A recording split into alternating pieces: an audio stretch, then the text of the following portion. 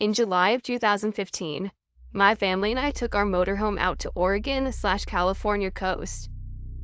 We go here as much as we can, and we hike the Redwood Forest trails by Crescent City, California at least once a week. My friend went along with us on this trip. She and I decided to lead my husband and my in-laws to a quiet afternoon and take my rambunctious boys on a hiking trail. We were going to go on one we always did, but there were so many with people all around, we chose to take another one. As we were hiking, my kids were going up and back a bit, and I was scolding them about getting too far ahead of me, that they could fall and I needed to be closer to them. They would back up a bit and then do it again, much like any child. We had gone about a mile, passing people along the way, when we came to a bridge. There was a guy stopped at the end of it, and I don't know exactly what he was doing, but he gave me a weird feeling at first. But I collected my boys close to me as we came near. He just stared at us, without blinking. My friend came up behind us and happened to snap a faraway picture of our encounter. As we reached the end of the bridge, I had all my kids with me, and he was still just staring. Then he looked at me in the eye and said, "You know a fun game to play here?" I didn't really respond, but he answered anyway, "Hide and seek?" At that point, my friend caught up with us and heard it too. We both were very creeped out when we got to the earshot, and we were just confused. But we did not want to double back and happened to meet him on our way back without weapons and my 3 young boys. We both picked up some sticks and decided to walk a bit further in hopes that he would come along with the group of people. My heart was racing. There isn't great cell service in the areas of this trail, though it is far from remote. When we happened along, more people turned up and turned around and we headed back with them. About a half mile up, we saw the same guy walking back the other way. We hauled ass out of there, staying with as many people as possible. At one time, there was a man on his cell phone talking about someone on the trail. My assumption that he was reporting the man, but then I already was creeped out, so I was just ready to leave the area. Ever since then, I Googled to look for unsolved murders in that area, and I can't help it. We both just had that feeling, even before he talked. After he talked, I was sure that he wanted to hurt or kill us. Maybe I'm paranoid, but I believe in following those spidey senses.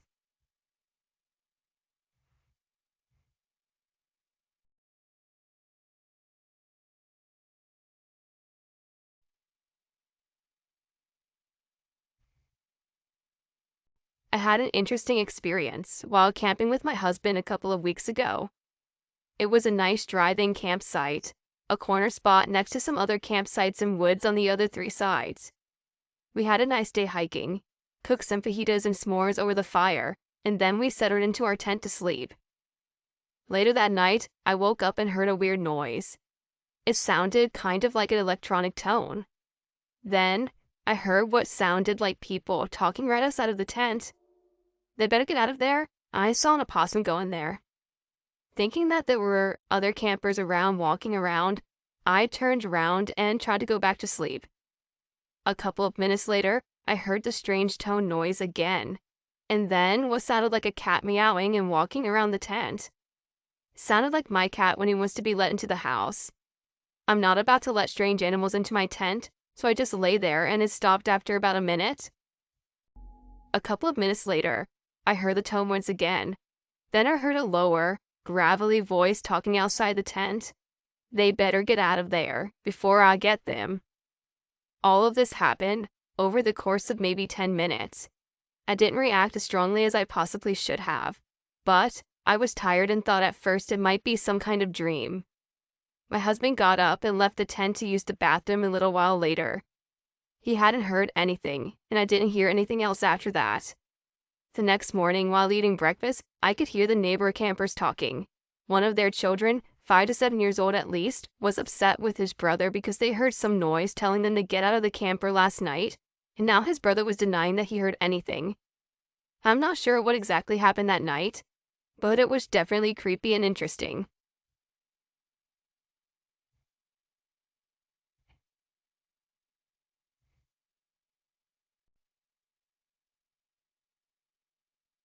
It was the beginning of summer.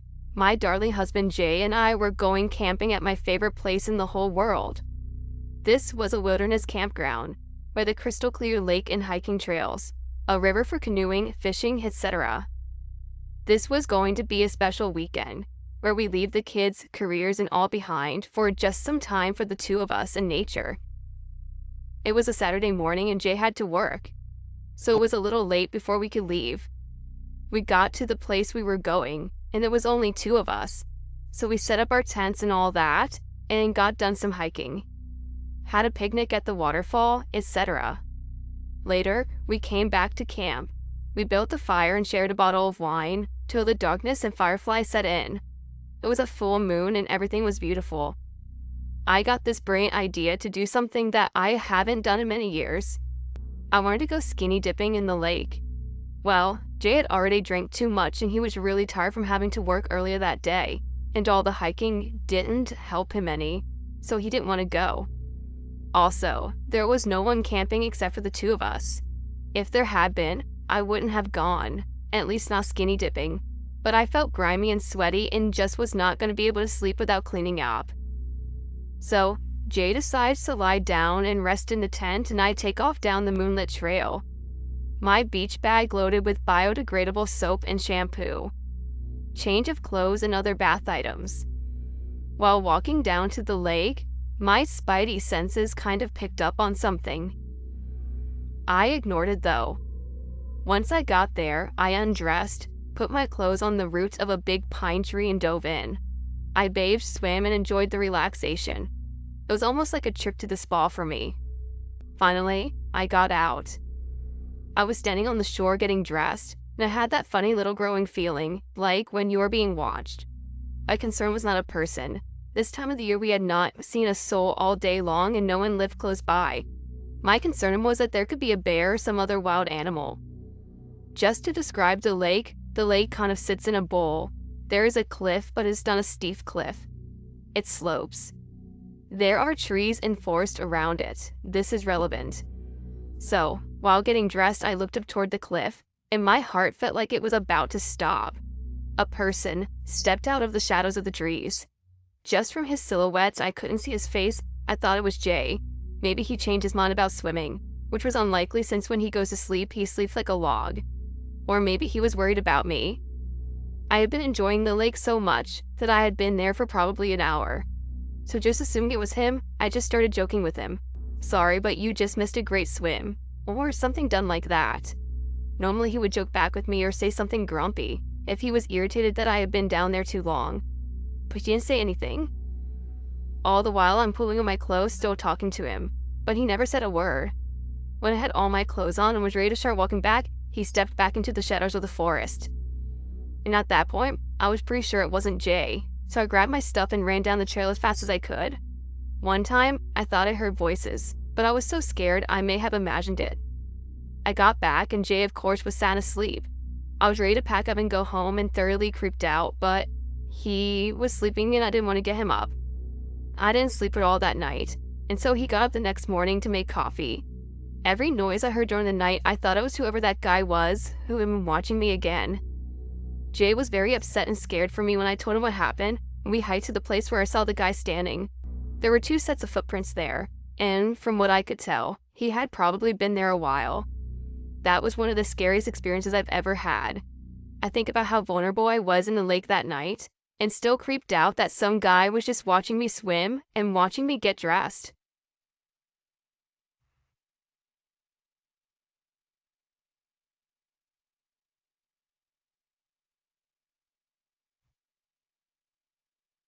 A couple of years ago, I went hiking alone on different trails in the Blue Ridge Parkway. For some reason, I thought it would be okay for a 20-something woman to go alone. Stupid? I know. I always visited Mount Mitchell, so I made the trek up there. This was on a Monday, so there weren't a ton of visitors. The path to the summit is paved, so it is fairly easy to walk. But it is a bit steep. I was a smoker at the time, so I was quite out of breath. I finally got to the top and stood to the side trying to catch my breath, and I see someone very close to me out of the corner of my eye. I look up and it's a man, probably in his late 40s, greasy and dark brown hair. He says, "Hey, I nursed you to go out and get up here and you're breathing really hard. "Are you okay?" I was kind of taken back, but I replied saying I was fine and that I'm a smoker, and I kind of laughed to make light of the situation. He stood there looking at me, so I made a little nod to let him know that I was going to walk away. I walked over to the podiums that show you the direction you're looking and what mountains and cities are the way in that distance. He followed me. He started talking out of nowhere about how he had recently been divorced and was part of a men's group that traveled around the country to lots of famous tourist spots. He asked me where I was from, and I told him. He proceeded to tell me really intimate details of why he got divorced. He told me how he suspected his wife was cheating on him, so he hid in a closet one night and caught her and a coworker in bed together. He grumbled. They both paid dearly for that night. I tried to make it visibly obvious that I was uncomfortable, but he kept talking and asking me questions without pausing to let me answer. I came to the conclusion that he was simply lonely and wanted someone to talk to. Then I realized there was no one else with this man the entire time, and I hadn't noticed any men to group, but maybe they split up and went their own separate ways for a while. At any rate, I became increasingly more nervous, so I let him know that I was going to head back down to the gift shop. Again, he started following me. There were lots of trails that branch off from the main path to the summit, but I wasn't interested in going on any of those since it was not very safe with this guy following me. I wasn't walking with the man now, but he was following me. He called to me loudly, "Hey." I turned around, he was grinning ear to ear. His hair somehow looked even greasier. He said, "Why don't we go walking on one of these trails? I could show you a really good time." I replied, "No, thank you," sternly. I looked to my left, and there were two elderly women sitting on a bench. I realized they had been watching us. One of the women called to the man, "I think it's time you let the young lady get going now." I gave her a soft smile and a nod. I turned around and walked at a brisk pace down the path, passing the gift shop, going straight to my car. The man hadn't followed me. That was my last hike of the day, and I'm glad that nothing worse happened to me that day while I was alone. I definitely won't go on outings like that by myself anymore.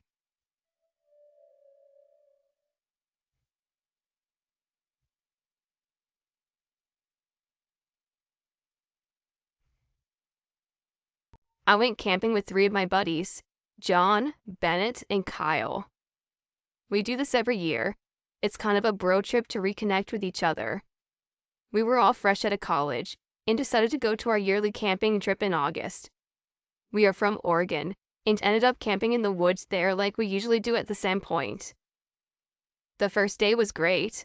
We set up our spot, explored the area, and by the time the sun was setting, we set up a campfire and made dinner.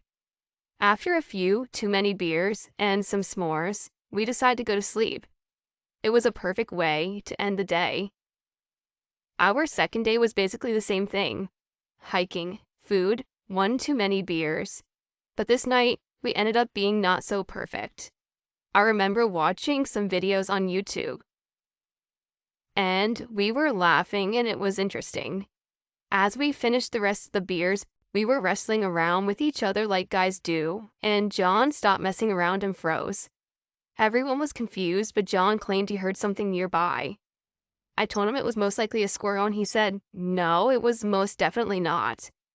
He was scaring me at this point, and I decided to resume the tackling session and I took him down. We forgot about the whole thing until about 10 minutes later. We were tired from wrestling and joking around, so we decided to put the fire out and head into the tent. We had a 6-person tent for anybody wondering, so we were all in one tent. Just as our only light source, besides our flashlights, went out, I heard a slight cackle. I assume it was one of those boys because we were all clearly a bit buzzed, so everything is fine. I wanted to see what was so funny, so I turned the flashlight directly into Bennett's face. I thought he was the one laughing. Bennett's face was white as a ghost. He looked at me and said, "Did you guys hear that?" I said, "The laughing," and Kyle said, "That wasn't you." We were all shaken and decided to go into the tent, silent. As we got into the tent, I poured out an axe that I used to cut the wood. It was the only source of protection we had. I was on the very end of the tent with Kyle and John, and in the middle was Bennett. We were all silent, but I knew we were all wide awake after hearing the laughing. We weren't exactly at an actual campsite, where there were other people around. We just walked into the woods, found an open spot, and set up camp here. We were about a mile from our car with barely any cell signal, so I guess you could say we weren't exactly in the safest position if there was a crazy maniac around. I got tired, so I dozed off. I have no idea how long I was sleeping before I heard laughing again. It's hard to describe other than it sounded menacing. It was frozen, and I didn't move. I didn't even try to look over to see if my buddies were awake. The axe was under my pillow. As I mustered enough strength to move to get the axe, I saw what looked like someone's finger pressed up against the tent, circling around the tent. Someone was definitely outside, walking around our tent, laughing. When they got to the front part of where the tent entrance was, they stopped. About 5 seconds went by before the person furiously shook the tent and screamed. That's when I knew my buddies were awake as well, because Kyle screamed like a little girl right after. Whoever was behind the tent laughed and again walked off. We laid there the rest of the night, wide awake and definitely sober. We didn't want to move out of pure fear that whoever was out there was still there. When the sun came up, we packed up everything and walked back to our car. We still go camping every year, but this time we go to legit camping sites. I now bring a judge or a gun with me, and not just an axe. Whoever was outside our campsite could have easily been a deranged homeless person, psychopath, serial killer, meth head, or just an asshole playing a prank on us. For I sure as hell won't camp in a rural place anymore. Stay safe out there. It's a dangerous world we live in.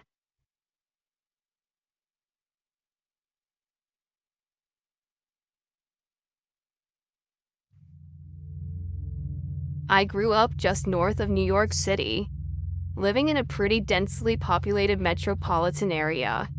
I always looked forward to the summer, when my father and I went backpacking upstate. We had a spot about an hour north of Lake George in the Adirondacks, and camped a few nights every summer. One trip, a few years back, we were driving to the trailhead, on a long, narrow dirt road. We saw a car pulled over with a few people arguing outside the car. This isn't the most secluded spot in the world, so it is not uncommon to see another family. But it was weird that a car would be pulled over here, with no real access to any trails. As we drove closer, a man walked over and waved at us. We assumed they were having car trouble. My father rolled down his window. Suddenly, a female in the group screamed, "Get away from him." The man suddenly had a serious face and began sprinting towards us. He was tall and well-built, and moving quickly. My father slammed on his brakes and quickly pulled the car into reverse. The man stopped and let out a sigh. We just sat there, parked, confused. The man reached towards us. We were a good 10 or so yards away. Then he darted off the road into the woods. Cautiously at this point, we drove slowly to the parked car. There were 3 women crying. They were his sisters, and apparently he had returned from home from the army a few months prior.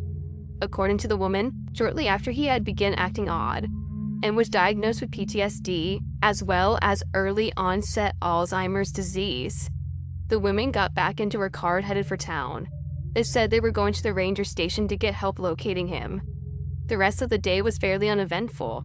We hiked to our campsite, fished for a bit, and set up camp for the night. Sitting next to the fire, my father and I felt some strange vibes.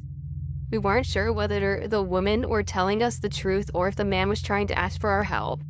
And what was more disturbing was the fact that we were camping only a few miles away from where this man ran off. We weren't sure if he was violent, armed, or if he had followed us. Typically, my father and I slept in separate bivvy tents, but we decided to stay in the shelter tonight. It was basically a small log cabin with 3 walls and an open front, but the fire pit was located. Neither of us slept too much that night. It probably was just with my imagination, but I swear like I was being watched. Though my father and I didn't hear footsteps or anything out of the ordinary. Next morning, I left to camp to take a leak. A few hundred feet away from our camp, I found a small fire pit right on the trail. I placed my hands on the ashes and they were soaked.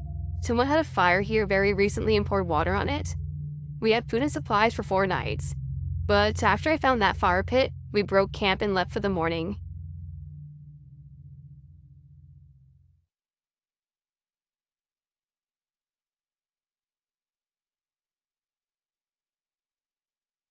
In my town is a stretch of road down a valley along a river. It's a gorgeous drive, probably only 15 miles, into a dead ends at a nature center, but there's a lot of trails to hike. and people spend a whole weekend out there camping, fishing, and hunting. Cell service cuts off about halfway there, but I drive the road all the time.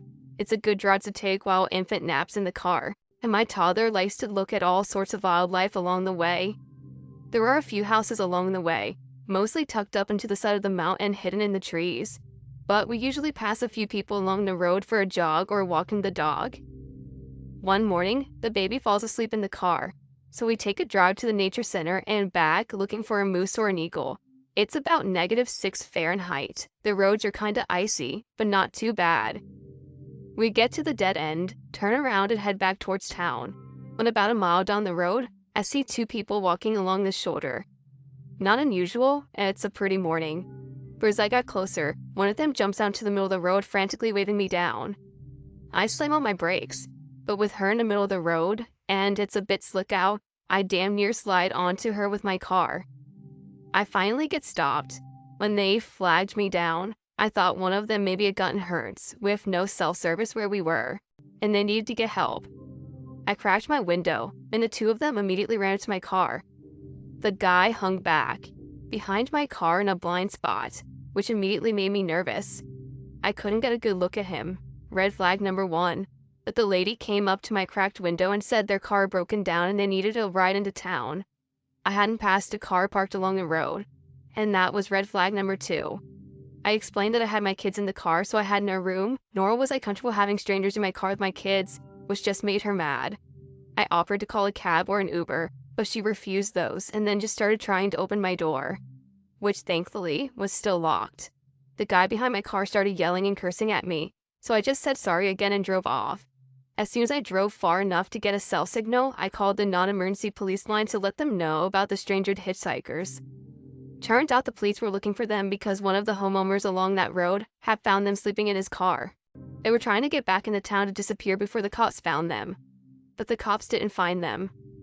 I had kind of brushed it off, until a week later after watching the evening news, they were a featured story because they were a husband and wife, and he murdered her and then tried to frame it as if she had tripped and fallen down the stairs. There was not a doubt in my mind that if I had let them into my car or they had successfully forced their way in, he would have killed me too, just for my car.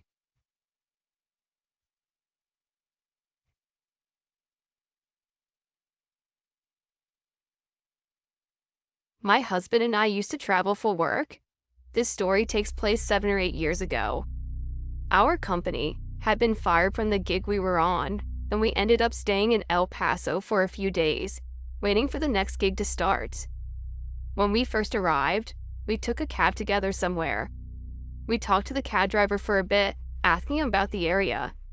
He started to say how nice it was, but we cut him off saying something along the lines of, "We watch the news, how's it here really?" He told us that we were pretty safe during the day, but shouldn't walk around at night, and women shouldn't really walk around alone if they can help it. No problem, I was planning on sleeping as much as possible.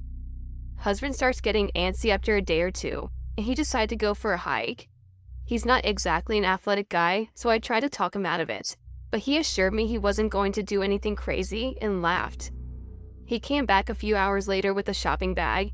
I rolled my eyes and laughed, thinking he'd changed his mind and decided to buy some video games instead. I was partly wrong. He called a cab and asked the driver to take him somewhere he could hike. The cab dropped him off near some foothills and he started walking. As he started to climb a hill, he noticed what looked like military men. They called to him and he went over. It was the National Guard. They started questioning him about what he was doing. He tried to explain that he was going for a hike, and they didn't seem to believe him at first. So he said, "No, really, I'm from out of town, I'm going to explore. I'm just going for a hike." They laughed and said, "No, you're not." They explained that if he had made it to the other side of the hill, he would have been in Mexico, and they were currently in some banditos having a gunfight. They asked him how he had gotten there, and hearing about the cab told him the driver was setting him up to be at least robbed, maybe kidnapped or even killed. He concluded his story with, "So I decided to go to Best Buy instead. Thanks National Guard guards for saving my husband, and cab driver, I hope you never drop anybody off in the woods for dead again."